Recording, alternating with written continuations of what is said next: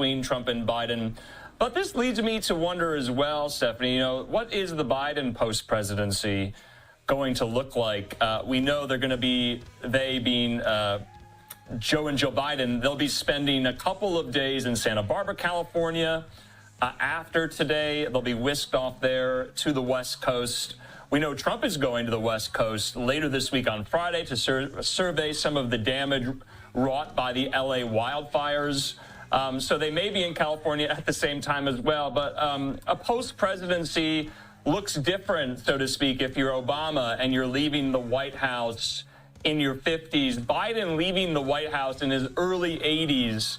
I wonder how he will choose to use that. He said in a speech in South Carolina just yesterday, he is going to remain engaged. He is going to remain committed. He's not going anywhere. So I think it remains to be seen what his role in American political life will be going forward. Sometimes presidents, all presidents, when they leave the White House, they go back to being everyday regular citizens. But some take up a role, and they want to use their influence that they had in the Oval Office, even while not in the Oval Office. Jimmy Carter was a perfect example of that. And so you're watching the beast right now move down Pennsylvania Avenue, down to the U.S. Capitol. This is quite something. This is remarkable. Let's just watch and listen.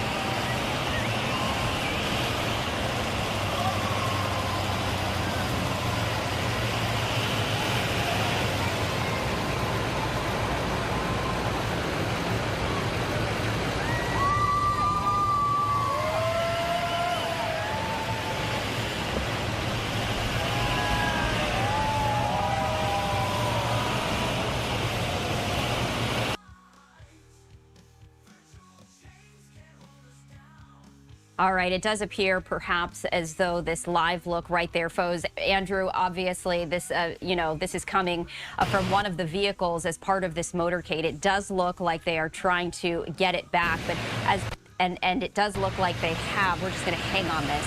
It looks like they have fixed this issue. Let's listen in.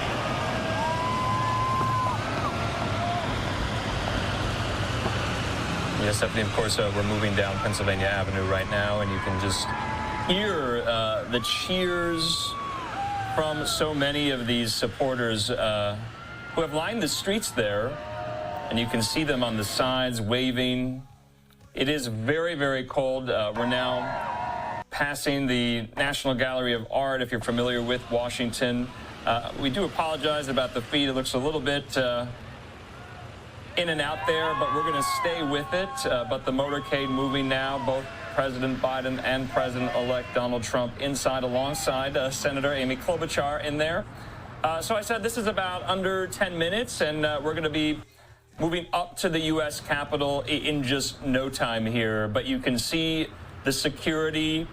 You can see there some of the troops standing guard, saluting the motorcade as it moves past. And now I believe we're going to be right outside the U.S. Capitol momentarily. And so this is really, really remarkable.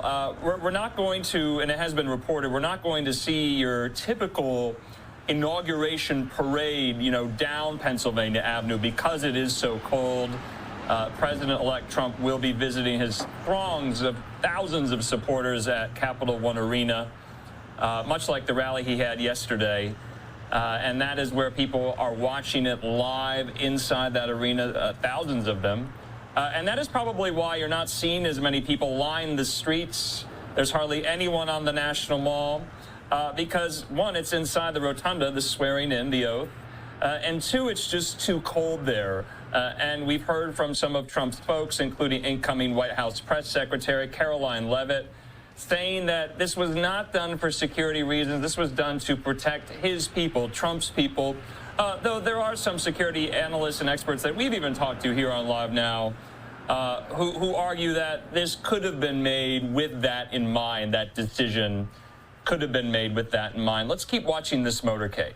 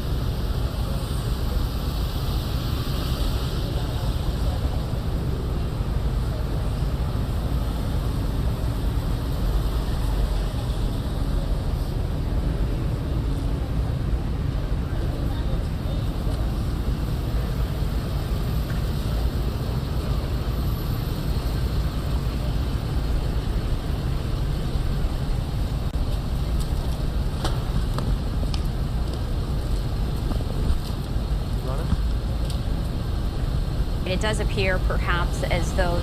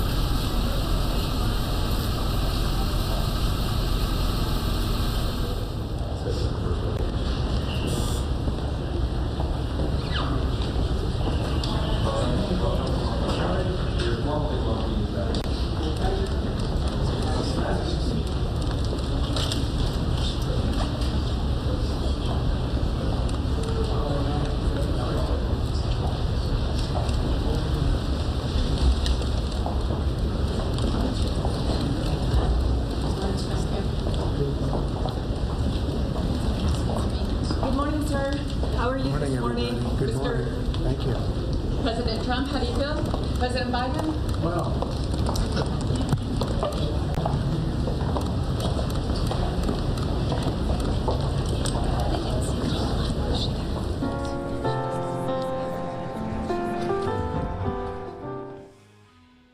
And there we saw President Biden and President-elect Donald Trump arriving at the Capitol. We see Elon Musk there, Andrew, just one of the tech titans, as you know, we were discussing. Right. As we await the official swearing-in ceremony, there is Melania Trump right there, First Lady Jill Biden, you know, Second Gentleman Doug Emhoff, and others as they continue to make their way inside the rotunda for that actual swearing-in ceremony.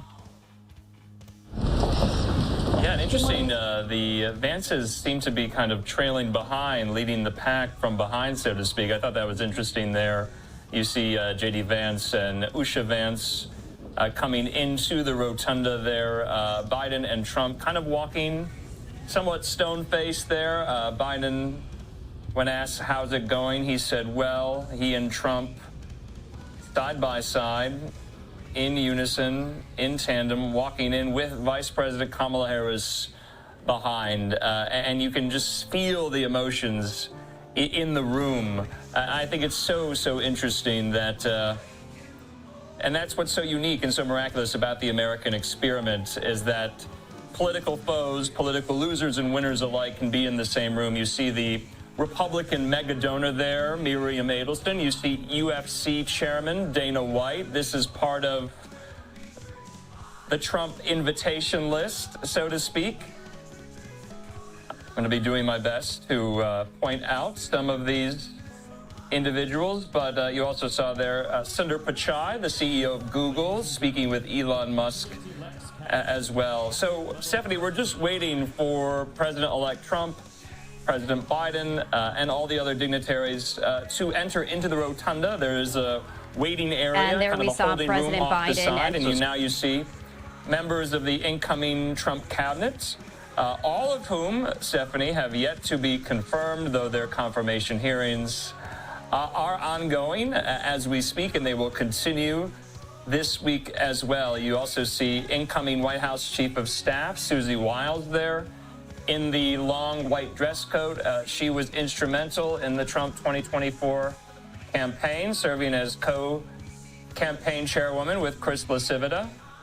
And you see so many others, South Dakota Governor Kristi Noem, former Georgia Senator Kelly Loeffler, former New York Congressman Lee Zeldin, John Ratcliffe there, Trump's pick to lead the CIA, Kash Patel, Trump's pick to lead the FBI,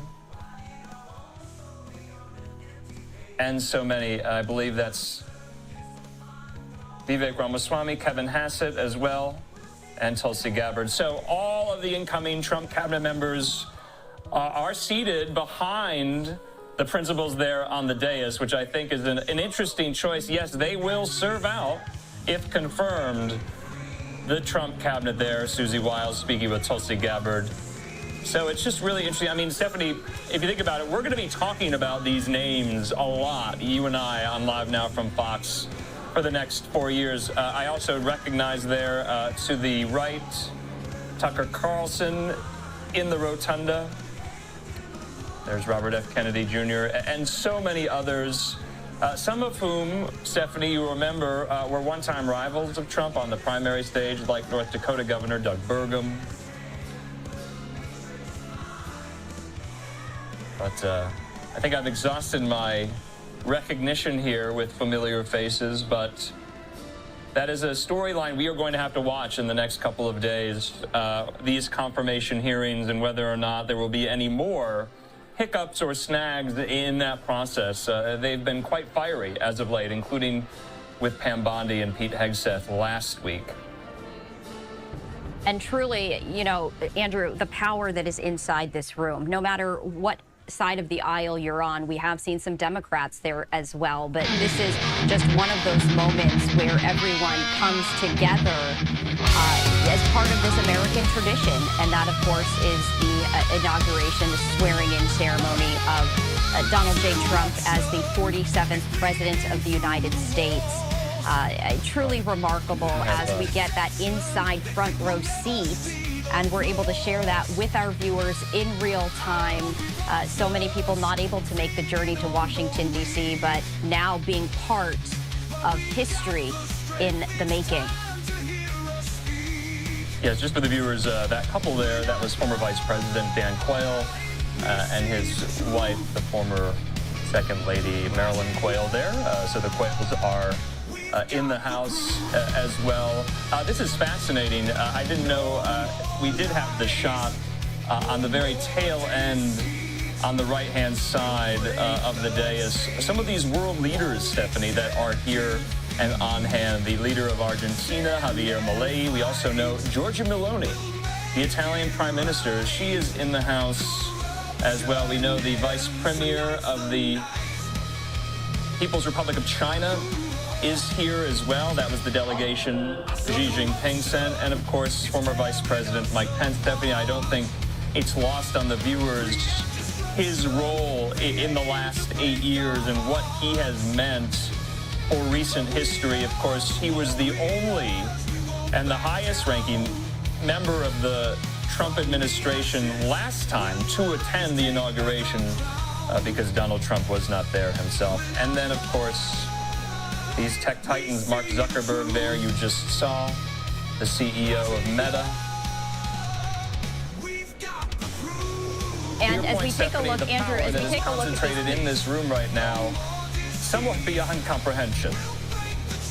Yes, and you were mentioning just, the political figureheads, just the who's who. But as you also mentioned, we have Elon Musk, we have the who's who in the tech industry. The conversations that are happening right now, Andrew, I have to imagine, aren't just about politics. We see Jeff Bezos right there. But also, I have to imagine, perhaps some business as well. I mean, these are the heads of multi-billion-dollar industries chatting. You see Elon Musk and Jeff Bezos having a conversation right there. RFK Jr. nodding and smiling in the background. Pete Hegseth.